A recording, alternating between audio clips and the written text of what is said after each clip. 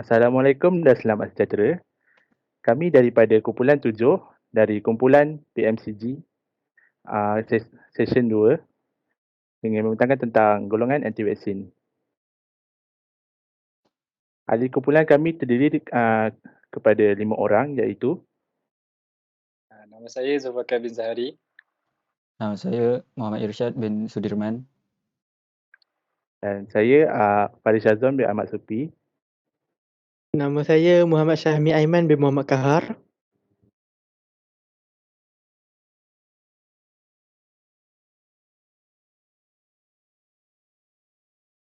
Kau mute man, mute. Mana mute ke? Mute. Ini mana mute? Tak payah mute lah. Aku yang ni. Tak payah mute lah. Tak apa. Tak ada meeting kan korang? Tak bising tak mute lah. Kalau Aku- bising mute lah. Aku tunggu je. Asal dia tak sebut-sebut nama dia ni. Ayolah. Aku dah dengar kamu dia jaga. Aku dah agak anda buka mic-nya. Okay, start balik. Okay, start. Ya dia, seorang. 1, 2, 3. Assalamualaikum dan selamat sejahtera. Kami daripada kumpulan 7 dari kumpulan BMCG Section 2 ingin membentangkan tentang golongan anti vaksin. Ahli kumpulan kami terdiri daripada 5 orang iaitu Nama saya Zulfakar bin Zahari. Dan saya Muhammad Irsyad bin Sudirman. saya Faris Azam bin Ahmad Supi. Nama saya Muhammad Syahmi Aiman bin Muhammad Kahar. Saya Muhammad Himan Harith bin Ahmad Syukri. Objektif kajian terbagi kepada dua iaitu objektif umum dan objektif khusus. Objektif umum, kajian ini dilaksanakan bertujuan untuk mengenal pasti tentang golongan anti vaksin di Malaysia. Objektif khusus pula, kajian ini dijalankan bertujuan untuk yang pertama, mengenal pasti punca wujudnya golongan anti vaksin di Malaysia. Yang kedua, menganalisa kesan jika golongan anti vaksin ini menular di Malaysia. Dan yang terakhir iaitu mengkaji langkah untuk mengatasi penularan golongan anti vaksin di Malaysia. Pendahuluan. Pandemik COVID-19 bermula tular di Bandaraya Wuhan, Hubei dari China. Wabak ini dikesan sejak Disember 2019 dan telah meragut ramai nyawa manusia. COVID-19 ialah penyakit yang berjangkit berpunca dari virus corona yang baru ditemui pada tahun 2019. COVID-19 boleh merebak melalui lisan tercair daripada hidung dan individu yang dijangkiti apabila tersebut batuk, bersin, bercakap, menyanyi dan mengembuskan nafas. COVID-19 berjangkit melalui pergerakan zarah pernafasan manusia dan sentuhan. Vaksin COVID-19 dihasilkan oleh para saintis untuk mengurangkan risiko dijangkiti COVID-19. Antara jenama vaksin yang digunakan dalam Malaysia iaitu AstraZeneca, Pfizer, Sinovac, Johnson & Johnson dan lain-lain. Namun, terdapat sebahagian rakyat Malaysia menolak vaksin oleh kerana konspirasi dan kepercayaan masing-masing. Individu yang menolak vaksin sebagai anti-vaksin terdapat banyak sebab anti-vaksin menolak vaksin dari segi konspirasi, agama dan lain-lain. Jika anti-vaksin semakin berleluasa, semakin susah cabaran untuk menentang COVID-19. Dan rakyat Malaysia tidak akan dapat hidup dalam norma yang biasa dan tetap dalam norma baharu. Seterusnya saya serahkan kepada Irsyad. Assalamualaikum. Sekarang saya akan bincangkan tentang sorotan. Sorotan terbagi kepada 3 topik iaitu konspirasi, ketakutan dan agama. Topik pertama iaitu konspirasi. Konspirasi ia berlaku apabila seorang individu terlalu taksub dengan filem fiksyen. Mereka sendiri teori sendiri tanpa sebarang ilmu asas. Teori konspirasi itu menarik orang lain yang kurang berpengetahuan menjadi anti-vaksin. Ia menawarkan penjelasan yang mudah walaupun kurang masuk akal. Mereka yakin bahawa teori konspirasi yang disebarkan melalui media sosial dan aplikasi komunikasi itu adalah sahih dan benar. Mereka juga beranggapan yang mereka sudah banyak mengetahui mengenai kandungan dan kesan vaksin. Dan itu mereka enggan menerima fakta-fakta yang dikeluarkan oleh kerajaan dan juga World Health Organization. Dan disebabkan itu boleh menyebabkan pertimbangan mereka kabur dan pemikiran mereka menjadi tidak rasional. Ini disebabkan sehingga mereka mampu mencederakan dan membunuh orang lain dan juga mensabotaj ratusan vaksin hanya kerana mempercayai teori konspirasi. Ada juga yang percaya vaksin mengandungi chip pengesan, bahan pengubah DNA, pengawal manusia dan juga ada yang mempercayai bahawa COVID-19 ini hanyalah satu penipuan. Ini telah melambatkan usaha-usaha untuk mengatasi COVID-19 ini. Untuk topik seterusnya, ketakutan. Seorang individu itu berasa takut ataupun paranoia untuk mengambil vaksin baru ini. Ini kerana mereka bimbang akan kesihatan mereka dan mungkin boleh membawa kemudaratan kepada mereka. Sebenarnya bukan niat mereka untuk tidak mengambil vaksin, tapi mereka hanya khawatir akan keadaan semasa mereka. Keadaan semasa mereka seperti sedang mengandung atau menghidap penyakit kronik, itu menyebabkan mereka merasa resah untuk mengambil vaksin ini. Perasaan takut akan kesan sampingan juga dihadapi oleh mereka. Ini kerana kekurangan informasi mengenai vaksin COVID-19 menambahkan lagi keraguan mereka untuk mengambilnya. Stres dari masalah sekeliling juga boleh menimbulkan paranoia terhadap vaksin. Terutamanya orang yang mempunyai kisah silam dengan vaksin, mereka lebih senang untuk mendapat PTSD ataupun Post Traumatic Stress Disorder. Tekanan dan paksaan dari orang lain juga boleh menjadi faktor paranoia terhadap vaksin. Seterusnya, untuk topik agama, saya serahkan kepada Syahmi. Okey, pada topik agama pula, ada sesetengah kumpulan anti vaksin ini menggunakan agama sebagai alasan mereka tidak mahu mengambil vaksin. Ini kerana mereka mendengar ceramah-ceramah yang diberikan oleh ustaz-ustaz yang merupakan anti vaksin. Ustaz tersebut diorang menggunakan agama untuk menghasut orang-orang lain supaya tidak mengambil vaksin. Orang yang kebanyakannya yang mendengar ceramah-ceramah yang disampaikan oleh ustaz-ustaz ini adalah orang-orang yang tidak mempunyai pendidikan yang tinggi untuk mengetahui kebaikan vaksin itu.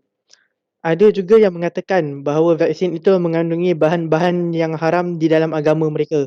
Namun dalam agama Islam, jika untuk mengelakkan kemudaratan dan tiada cara lain lagi, maka umat Islam boleh mengambil bahan haram itu untuk meneruskan kehidupan. Seterusnya, ada yang berpendapat bahawa vaksin itu tidak dapat menyembuhkan mereka. Hanya Tuhan mereka mengikut agama masing-masing yang mampu menyembuhkan mereka. Tetapi dalam Islam, vaksin ini merupakan suatu ikhtiar yang kita lakukan sebagai manusia untuk menyembuhkan diri.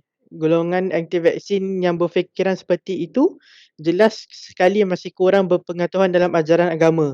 Mereka mempunyai pengetahuan yang kurang dalam apa itu maksudnya qada dan qadar. Kepercayaan mereka kepada perubatan agama juga menyebabkan mereka menolak perubatan sains.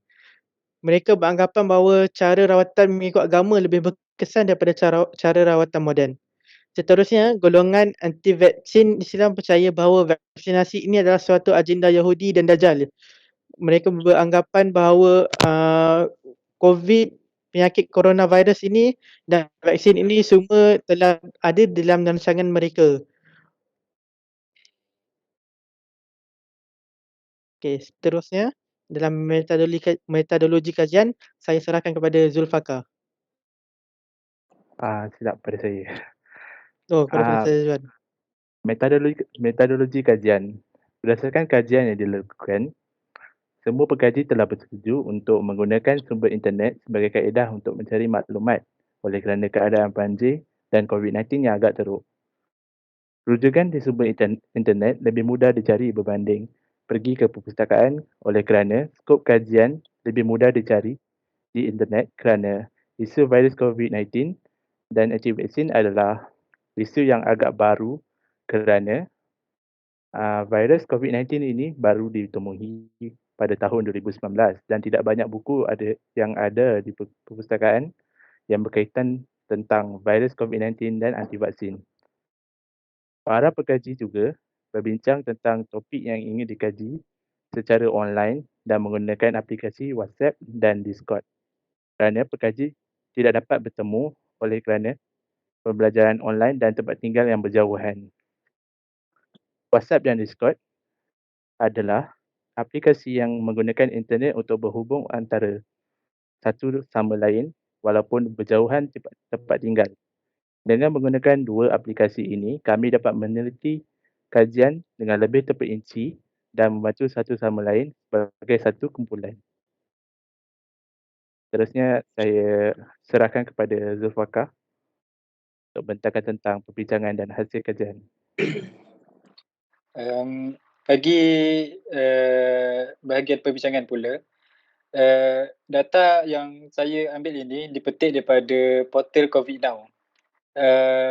Hasil daripada data yang diterima daripada portal COVID Now ini, sebanyak 78.4% populasi rakyat Malaysia telah melengkapkan suntikan vaksin COVID-19.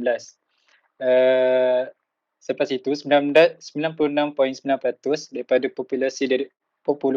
populasi dewasa telah menerima 2 dos suntikan vaksin COVID-19.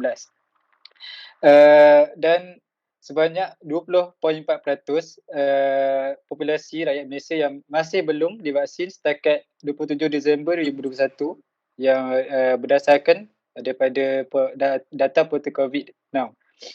Selepas itu, kadar vaksinasi bagi Lembah Kelang adalah yang tertinggi iaitu sebanyak 94.1%. Dan juga bagi negeri yang paling rendah kadar vaksinasi ialah negeri Sabah iaitu sebanyak 61.0%.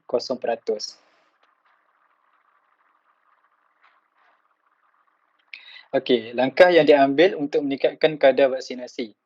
Langkah yang patut untuk kita ambil untuk kadar vaksinasi bagi negara iaitu dengan vaksinasi walk-in. Pengambilan vaksin secara walk-in ini sangat memudahkan komuniti. Proses ini sangat memudahkan kerana rakyat Malaysia hanya perlu menghadirkan diri ke pusat pengambilan vaksin dan siap didaftarkan untuk menerima suntikan vaksin pada masa itu. Dan juga pendaftaran dalam aplikasi MySejahtera amat mengambil masa yang lama. Hal ini kerana rakyat Malaysia tidak mahu melengah-lengahkan masa mereka dan kerana ingin cepat untuk keluar atau pergi melancong ke mana-mana. Yang kedua, pelbagai portfolio vaksin. Mempelbagaikan portfolio vaksin. Komuniti yang kurang mengetahui tentang vaksin akan mudah mempercayai kata-kata atau kabar angin yang negatif tentang vaksin. Ini kerana mereka yang kurang mengetahui tentang kebolehan vaksin ini akan cepat mempercayai kata-kata atau kabar angin daripada seseorang yang menolak vaksin. Jadi hal ini dapat mengelakkan mereka daripada mempercayai kabar angin tersebut. Yang kedua, mempelbagaikan portfolio tentang vaksin ini amat penting kerana ia dapat memaklumkan atau memberi info kepada komuniti bagaimana vaksin ini dapat memberikan kesan yang positif kepada tubuh badan. Pihak yang perlu proaktif dalam langkah ini iaitu KKM dan MKN perlu ambil cakna dalam mempelbagaikan portfolio vaksin ini. Seterusnya, yang ketiga, mengumumkan kemudahan bagi individu yang terima vaksin lengkap. poin yang pertama iaitu membenarkan individu yang sudah lengkap 2 dos vaksin dapat merentas daerah dan juga negeri. Ini kerana jikalau diberikan kemudahan sebegini, mereka sudah tentu ingin mempercepatkan vaksin mereka kerana masih ramai kerana mereka banyak yang berjauhan daripada keluarga, ada yang bekerja di luar negeri dan ada keluarga yang jauh daripada mereka. Jadi mereka mahu berjumpa dengan secepatnya. Yang kedua, dapat melancong ke pusat-pusat pelancongan. Ini juga dapat memberi kesan kepada vaksinasi negara kerana rakyat Malaysia sudah lama berkurung di dalam rumah kerana wabak ini, dan sudah tentu mereka ingin pergi melancong kerana sudah lama berkurung di dalam rumah. Seterusnya, pihak kerajaan juga perlu lebih proaktif dalam langkah ini supaya dapat meningkatkan kadar vaksinasi kepada negara. Yang keempat, mengadakan ceramah tentang apa itu vaksin. Para ilmuwan yang arif dalam bab vaksin ini dapat menyumbangkan sedikit ilmu untuk meningkatkan kadar vaksinasi negara. Seterusnya, ia dapat memberikan sedikit sebanyak ilmu pengetahuan tentang apa yang vaksin boleh tawarkan. Seterusnya, dapat mengurangkan golongan yang menolak vaksin. Dan di samping itu, dapat juga menyedarkan golongan anti vaksin. Yang terakhir, denda kepada individu yang menyebarkan berita palsu. Pihak polis juga dapat membantu negara dalam meningkatkan kadar vaksinasi negara kerana orang yang menyebarkan berita palsu atau fakta yang tidak benar adalah salah di sisi undang-undang. Jadi dengan adanya bantuan pihak polis ini, ia dapat mengelakkan orang-orang yang menolak vaksin ini daripada menyebarkan berita palsu atau kabar angin kepada komuniti. Maka juga golongan anti vaksin ini takut untuk menyebarkan berita palsu dan agenda mereka. Denda yang berbentuk wang atau penjara ini dapat memberi impak yang besar kerana jikalau sebesar ini denda yang dikenakan kepada orang yang menyebarkan berita palsu, maka sudah tentu mereka akan takut untuk menyebarkan berita-berita tersebut. Maka dengan bantuan pihak polis ini, kadar vaksinasi negara dapat ditingkatkan dan juga golongan anti vaksin dapat dikurangkan. Itu saja daripada saya. Terima kasih.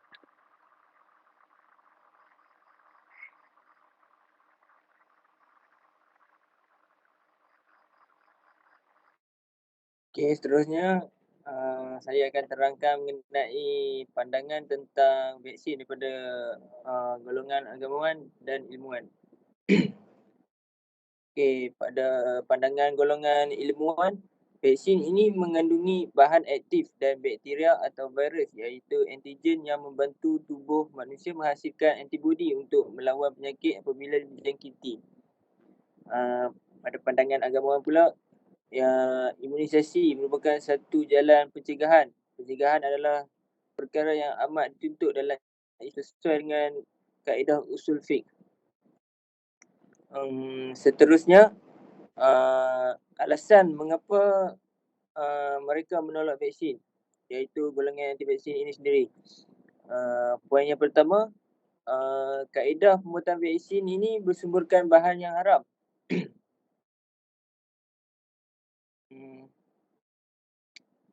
Okay, poin seterusnya, kontroversi imunisasi yang ditimbulkan oleh pihak-pihak tertentu berkaitan pemberian vaksin. Antaranya ada yang mengaitkan vaksin ini akan terkena campak, beguk dan rubella.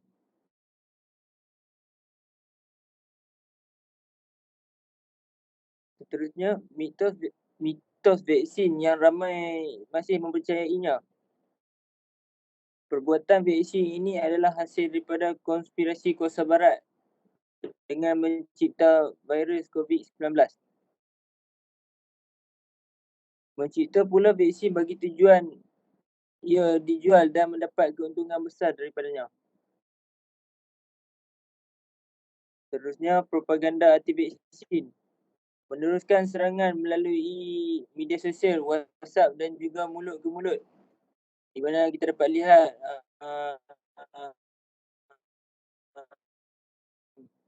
viral seorang makcik yang dikenali sebagai Cik Kia. Rakaman suaranya di WhatsApp tersebar yang mengatakan bahawa vaksin ini boleh disembuh dengan hanya minum air kelapa. Itu pada pandangan Cik Kia. Seterusnya, golongan anti vaksin yang menceritakan tentang keburukan vaksin dan pemilik rakaman itu menceritakan bahawa mereka dijangkiti wabak COVID-19 ini boleh sembuh hanya dengan menggunakan rawatan kampung.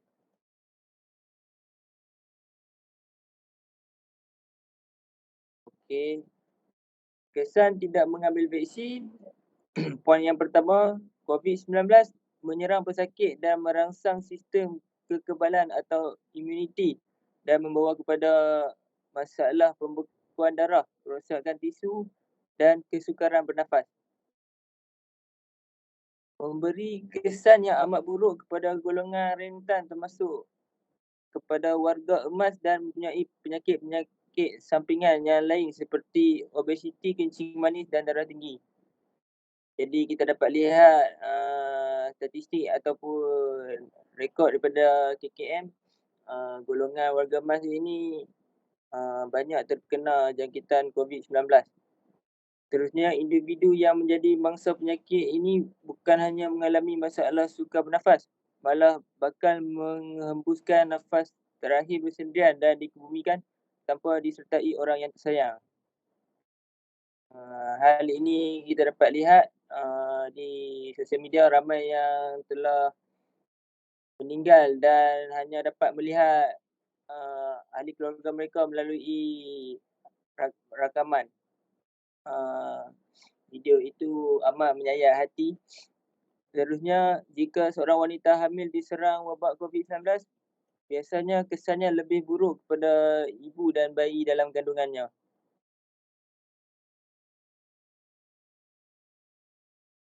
Okey, kesimpulan. Vaksin ini telah dikenali dan diiktiraf oleh World Health Organization (WHO). Penyakit corona ini telah banyak menyerangkut nyawa orang-orang yang kita sayangi, seperti yang dikeluarkan oleh KKM, yang di mana kadar kematian adalah amat tinggi apabila dijangkiti oleh penyakit corona ini. Wabak ini juga telah bermutasi yang di mana terdapat banyak varian-varian yang lagi berbahaya dan mempunyai kadar kematian yang lagi tinggi. Seperti baru-baru ini di mana terjumpanya varian baru iaitu varian Omicron, yang di mana mempunyai kadar kematian yang lebih tinggi walaupun telah mengambil vaksin. Seterusnya, kita sebagai orang ramai janganlah cepat percayakan berita ataupun informasi yang disebarkan melalui sosial media, kerana sebahagiannya amatlah tidak boleh dipercayai. Kita haruslah mengambil sumber ataupun informasi daripada pihak-pihak yang bertauliah seperti daripada KKM. Oleh itu, kita sebagai rakyat awam perlulah mengambil vaksin untuk meningkatkan imunisasi badan kita dan supaya melindungi orang yang kita sayangi. Sekian, wabillahi taufiq wal hidayah. Wassalamualaikum warahmatullahi wabarakatuh. Sekian, terima kasih.